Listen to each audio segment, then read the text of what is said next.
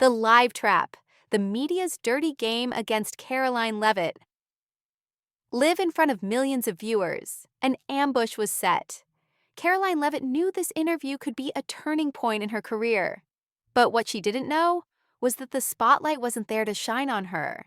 It was ready to burn her. What seemed like a fair debate quickly turned out to be a meticulously planned attack, a trap designed to destroy her, undermine her credibility, and turn her into a public target. But they made a fatal mistake. They underestimated Karoline. The tension was palpable. The public had no idea what was about to happen. The media's dirty game was exposed in the most brutal way possible. And what came next would change everything.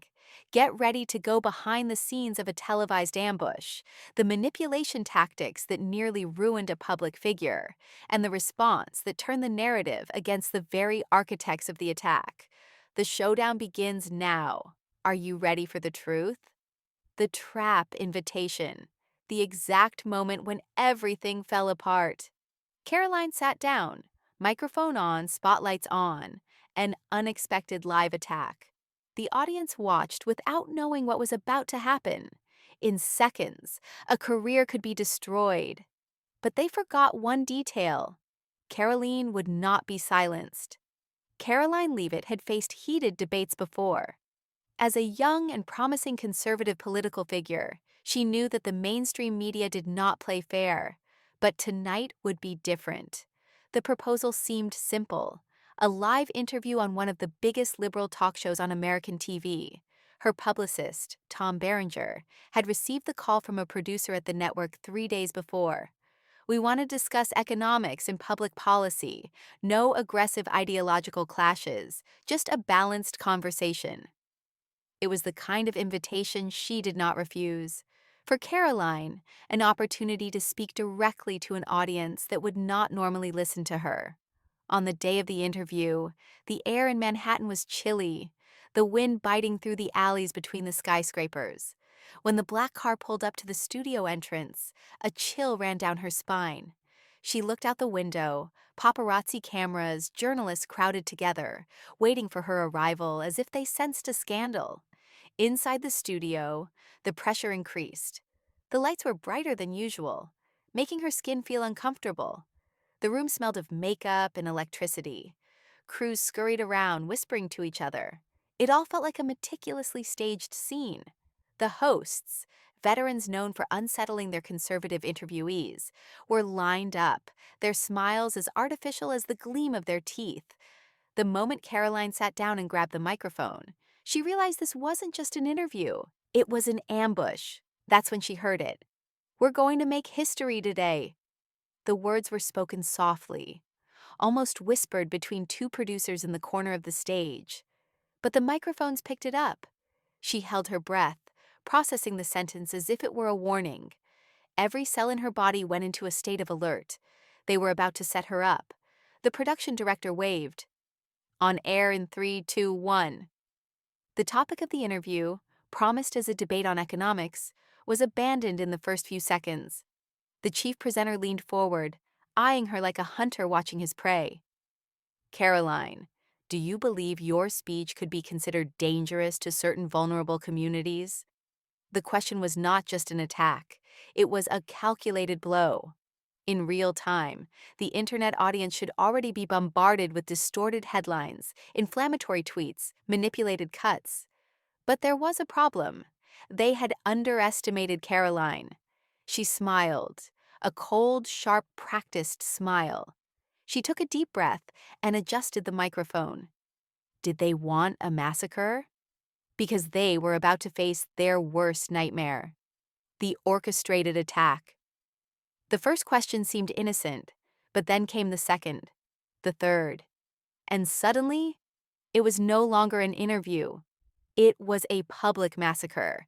The studio was lit with almost surgical perfection. Cameras were set at strategic angles, microphones positioned to capture every sigh, every hesitation. The audience there was not a random group. There was a controlled atmosphere, an audience carefully selected to react at the right moments. Karoline felt the invisible weight of expectations and hidden intentions. Her publicist had warned her, "They didn't call you for an interview, they called you for a trial." But she accepted. She wasn't the type to shy away from a confrontation.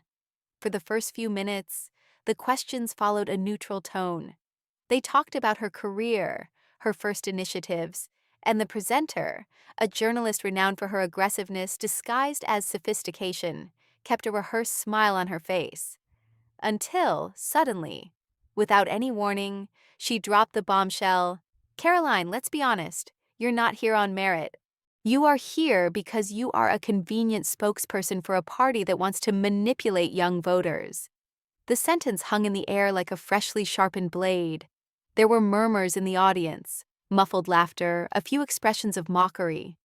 Karoline felt the trap closing. Every detail in that moment mattered. The presenter's intonation was not casual. It was carefully calculated to project a narrative that had already been written before she even entered the studio. A trap that depended on a single mistake on her part to close completely. But Karoline was not naive. She maintained her posture, her spine straight, her eyes fixed on the journalist. If she retreated, she would be devoured. If she attacked with fury, she would be demonized. The balance between defense and counterattack was the real battlefield. She raised an eyebrow and responded with the cutting calm of someone who had already expected it. "I find it curious that you should say that, since your seat here was not won by impartiality. Do you want to talk about manipulation?" Silence. The audience was taken by surprise. Some were still laughing, but others began to change their stance. The mood in the room wavered for a moment. The presenter blinked slowly, absorbing the blow. But she was no amateur. She took a deep breath and resumed her offensive. "Don't shy away from the subject, Karoline. Do you really believe that your presence in the political scene is due to your competence? Or is it just a pretty face used as a distraction?" The hostility in the question was surgical. It wasn't just an attack on her work, it was an attack on her very existence as a woman in politics.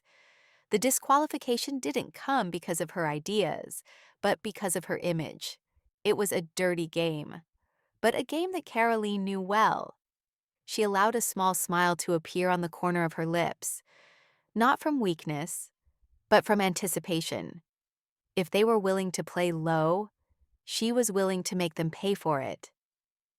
"If I'm just a pretty face, why do you consider me a threat?" The impact was immediate. In the audience, the murmur was now divided. The question was a trap within a trap. If it was irrelevant, why was it there? If it was harmless, why was it so much effort to dismantle it? The presenter hesitated for a second long enough for the viewers at home to notice, but Karoline didn't have time to savor the turnaround. The co-presenter, a journalist known for his aggressiveness against conservative politicians, leaned forward. He had bided his time, and now came the final blow. "The truth is, Karoline, that women like you do feminism a disservice. You are a puppet of the patriarchal system, and you know it." Absolute silence. There was no more laughter, only a heavy expectation in the air. That was it. The final card. If she hesitated, if she lost her temper, she would be in the headlines the next day as the young woman who didn't know how to answer. If she reacted angrily, she would be called hysterical. If she tried to justify herself, she would look guilty. The right answer wasn't simple. It had to be surgical. Karoline breathed in slowly, like a swimmer about to dive. Her heart was pounding, but her mind was sharp. She looked directly at the journalist, not as a victim, but as a predator. "It's funny how defending women only counts when we follow the script you impose, isn't it? If we disagree, we stop being women. If we think for ourselves, we become puppets. Tell me, how many women with different ideas have you respected?" A snap. The journalist's eyes narrowed. He opened his mouth to speak, but hesitated. Hesitated. And that was the moment Karoline knew she had won. In the back of the studio, the director was hurriedly gesturing to the technical team. The debate was getting out of hand. The presenter tried to regain her rhythm, But the game was already lost. The audience was no longer seeing just a convenient spokesperson. They were seeing someone who, instead of crumbling under pressure, was turning the tables on live TV. And in that moment, Karoline knew they had underestimated her, and they would pay dearly for it. The answer that changed everything. The next few seconds would define everything. What she said could be twisted, manipulated, turned into a headline. But then she looked at the camera, and in 3 sentences, she destroyed their entire narrative. The studio was charged. The heat of the lights reflected the growing tension in the room. The silence that followed the presenter's latest provocation was no ordinary silence. It was a vacuum, an abyss of expectation. Karoline could feel the eyes on her, not just from those present, but from millions watching on the other side of the screens. She knew the game they were playing. The smile that appeared on her lips was not one of nervousness nor of irony. It was a cold, calculated smile, something that few there could understand. It was not an emotional reflex, but a strategic move. Then, she tilted her head slightly and dropped the first bomb. So let me get this straight. When a woman agrees with you, she is a powerful voice. But when she disagrees, she is a puppet? That seems like a very convenient argument. The sentence hung in the air like dynamite ready to explode. The co-host moved hurriedly, trying to interrupt her, but Karoline raised her hand, a firm, almost authoritative gesture. Her tone of voice did not change, but the firmness in her eyes said it all. Now I am the one speaking. The presenters exchanged glances, uncertain. They had not expected this. They were used to dictating the pace of the show, controlling the narrative, pressuring guests until they gave in to defensiveness. But Karoline didn't back down. On the contrary, she stepped forward. She turned to the audience. They're not debating ideas. They are attacking me because they are afraid of what I represent. A young conservative woman who does not need their approval to have a voice. And what do they do when they cannot refute arguments? They try to demoralize. They try to silence. The audience reacted. Some broke into applause, while others shifted uncomfortably in their seats. Some whispered among themselves. The division was clear. Behind the scenes, the production team went on alert. The cameras quickly focused on the presenters, capturing their tense looks. They were used to having total control over the narrative, but something had gone off script here. But Karoline was not finished. She turned back to the presenters, her eyes flashing. Do you know the difference between me and you? I believe in free thought. You believe in controlled thought, and that scares you. The shock was visible. One of the presenters tried to laugh, but it died halfway through. The other quickly leafed through some notes, desperately searching for a retort strong enough to undo the impact of what had just happened. The camera captured it all, the hesitation, the discomfort, the fear. Someone from the production team gestured frantically. An assistant ran to the side of the stage. A signal was given. Cut to commercial. But it was too late. The damage was done. The viral effect and the fall of the network. The media tried to control the narrative, but they didn't count on one thing. The internet doesn't forget. The interview had barely finished and was already out of the network's control. Within seconds, excerpts began to spread like wildfire. On Twitter, phrases taken out of context by the anchor echoed as evidence of manipulation. On Facebook, pages of independent journalists denounced the blatant attempt at humiliation on live TV. On YouTube, detailed analyses dissected every second of the clash, exposing strategic pauses, attempted interruptions, and exchanged glances between the presenters, all now interpreted in a new light. But the worst was yet to come for the network. Indignation grows and sponsors feel the impact. The first reaction was internal. The program's team tried to control the damage, classifying the criticism as social media exaggeration. But outside, the impact was already massive. Influential figures began to speak out. Renowned journalists, media critics, and even former presenters of the network began to question the panel's stance.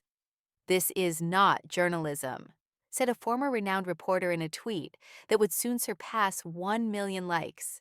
The public was not only debating the interview, they were putting the network itself against the wall. The focus was no longer on Karoline, but on the modus operandi of the program. At the same time, a new storm began to form. Organized groups of viewers began to tag sponsors in the comments of the network's official posts. Uncomfortable questions began to arise. Why is your brand associated with this type of behavior? Do you sponsor live ambushes of guests? How long will you support this unethical stance? The marketing departments of these companies began to receive thousands of emails and notifications. Within a few hours, the hashtag #sign boycott the program was already among the most commented topics. The domino effect was beginning, the leak that changed everything. Until then, the network was still trying to maintain that it was all just a heated interview. But then, a former producer of the program did the unthinkable. He leaked an internal email to an independent journalist.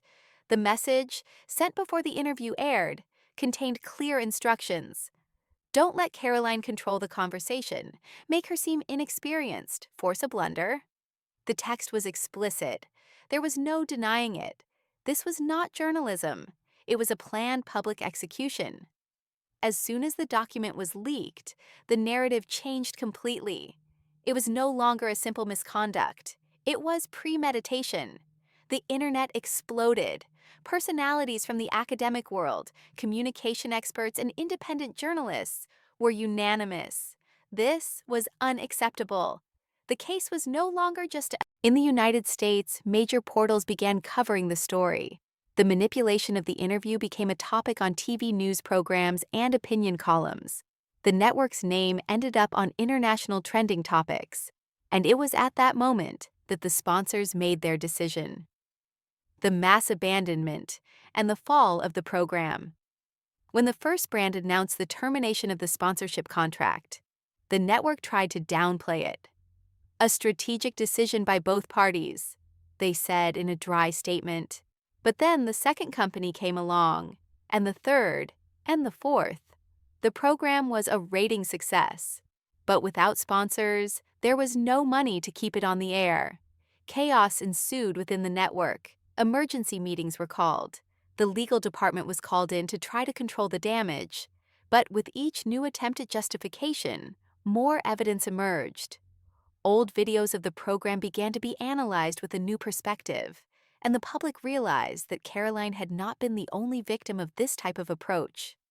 Other former guests began to speak out, revealing that they had also been the target of similar demoralization strategies.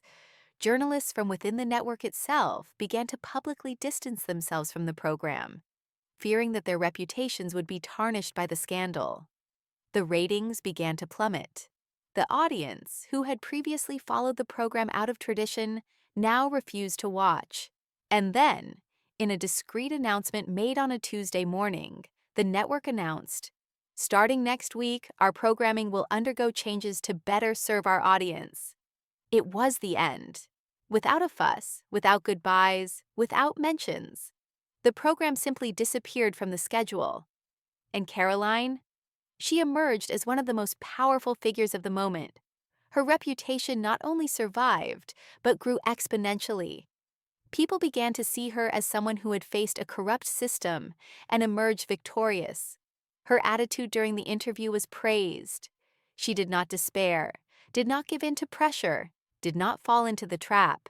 International interviews began to be offered to her. Her base of followers grew exponentially. Support from influential figures began to emerge. If the network's intention was to destroy her credibility, they achieved the opposite. What should have been an attempt to silence her became her greatest consecration. The media tried to control the narrative, but the internet does not forget. The redefining of the game, final hook.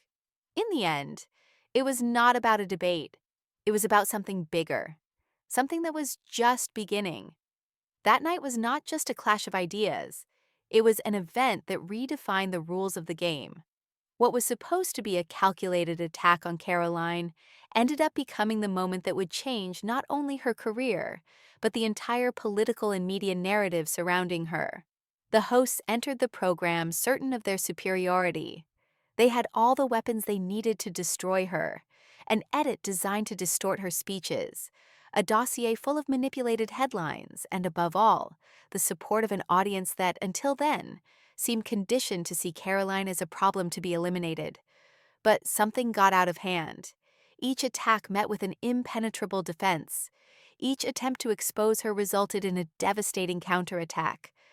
Karoline not only dismantled each of the fallacies thrown at her, but she did so with disconcerting calm, disarming the anchors not only with arguments, but with the raw truth that they were not prepared to face. It was a rhetorical massacre. But it was more than that. The imminent turnaround behind the scenes, panic was setting in. Producers exchanged uneasy glances. Camera operators kept their angles fixed, while the crew tried, unsuccessfully, to find a moment to cut to commercials without looking like a desperate escape. The audience noticed. Social media exploded. What began as a coordinated attack on Karoline quickly turned into a spectacle of media meltdown. Short videos went viral. Clips from the show were shared with captions like, "The moment everything changed," and "She destroyed them with a smile." The audience realized the fragility of those who, until then, seemed unshakable. These were not journalists exposing a controversial figure. They were arrogant and unprepared figures, being destroyed by the very trap they had set. And at the center of it all was Karoline, unfazed. When asked about the impact of that night, her answer was cold and objective. "I didn't want that." But if this moment served to show people that the media lies, then it was worth it. The phrase was not just an answer, it was a manifesto. The fall of the untouchables. The next morning, the newspapers tried to downplay the damage. Headlines spoke of heated debate and tension in the air, but the public no longer bought the narrative. The full video of the interview was everywhere, and the more people watched, the more they realized that something fundamental had changed. The presenters who had once dictated public opinion began to feel the immediate impact. Contracts were revised, sponsors demanded explanations.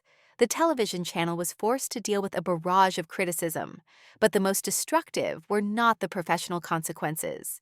It was the public's contempt. They, who had previously been seen as the guardians of truth, were now the butt of ridicule. Memes ridiculed them. Their astonished expressions at Karoline's answers became icons of an era that was coming to an end. They tried to move on, but their careers were never the same again. They had gambled big and lost everything. Karoline, the symbol. And Karoline? If before she had been just a controversial figure, now she was more than that. She was a symbol. What happened that night was not just an attack. It was a turning point. The narrative no longer belonged to the media. For the first time, the power was in the hands of the public, and they had chosen a new side. The message was clear. They had tried to destroy her. But now, they were the ones begging for mercy.